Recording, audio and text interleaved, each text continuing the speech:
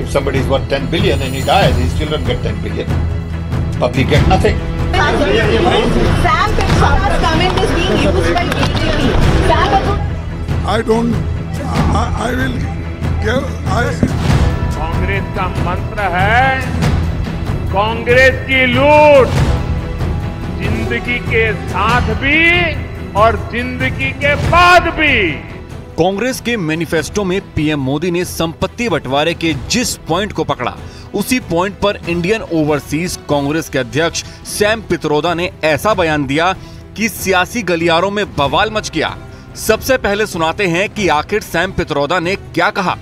There is an inheritance tax. So if, let's say, one has $100 million worth of wealth, and when he dies, he can only transfer probably 45% to his children. 55% is grabbed by government. Now that's an interesting law. It says, you in your generation made wealth. You are leaving now. You must leave your wealth for public. Not all of it, half of it. Which to me sounds fair. In India, you don't have that. If somebody is worth 10 billion and he dies, his children get 10 billion. Public get nothing.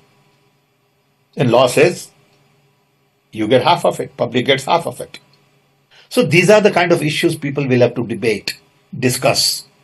I don't know what the conclusion would be at the end of the day.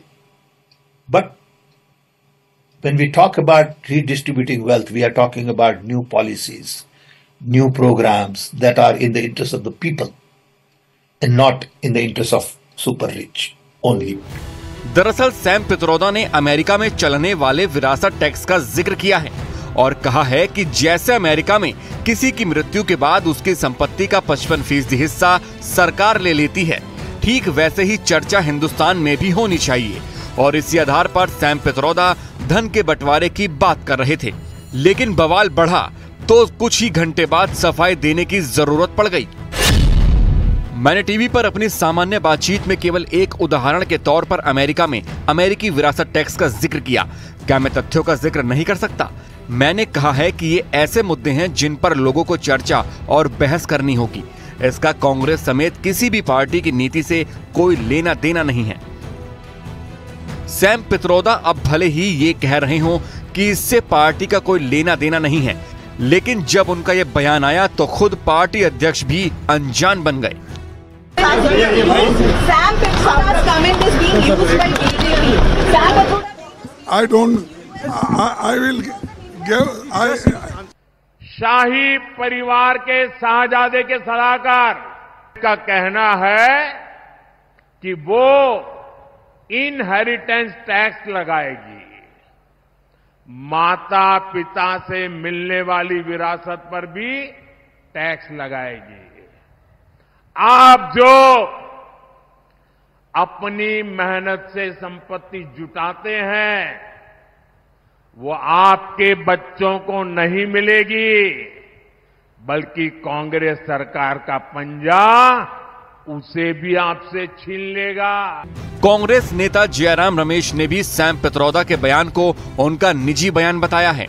जिस विषय वो समझते हैं महत्वपूर्ण होता है, उस पर वो अपनी राय जो है स्वतंत्र रूप से देते हैं, खुले रूप से देते हैं और बात करते हैं। इसका माने ये नहीं है कि जो वो कहते हैं उससे इंडियन नेशनल कांग्रेस सहमत है। सैम पित्रोदा ने विरासत के बंटवारे का राग ऐसा छेड़ा कि कांग्रेस को उनके बयान से किनारा करने और खुद सैम पित्रोदा को सफाई देने में देर हो चुकी थी। बीजेपी और आरएलडी ने सैम पित्रोदा के बयान को हाथों हाथ लिया और कांग्रेस की नीतियों पर फिर से सवाल खड़े कर दिए। कांग्रेस गरीब विरोधी पार्टी है, पिछड़ा विरोधी पार्टी है, दलित विरोधी पार्टी है, आदिवासी विरोधी पार्टी है, महिला विरोधी पार्टी है, गरीब विरोधी पार्टी है। और इस पार्टी का जो असली चरित्र है उसे माननीय प्रधानमंत्री श्री नरेंद्र मोदी जी ने उजागर कर दिया। इसके कारण से कांग्रेस बौखला गई है। सैम पित्रोदा की तो बात छोड़ो, वो पता नहीं विदेश में बैठ के क्या क्या बोलते हैं।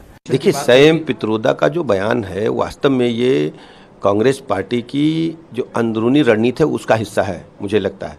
ऐसे समय में बयान आया है जब देश में इस बात की चर्चा चल रही है कि कांग्रेस पार्टी लोगों की गहनों की, संपत्ति की जांच कराकर उस पर कब्जा करेगी, उसको डिस्ट्रीब्यूट करेगी और ऐसे लोगों को डिस्ट्रीब्यूट करेगी जिन लोगों ने हमेशा हिंदुस्तान को तबाह करने का काम किया है। सैम पित्रोदा अब सफाई दे रही हैं। कांग्रेस उनके बयान से किनारा कर रही है, लेकिन सच यही है कि दूसरे चरण से पहले कांग्रेस ने बीजेपी को एक और बड़ा मौका दे दिया है।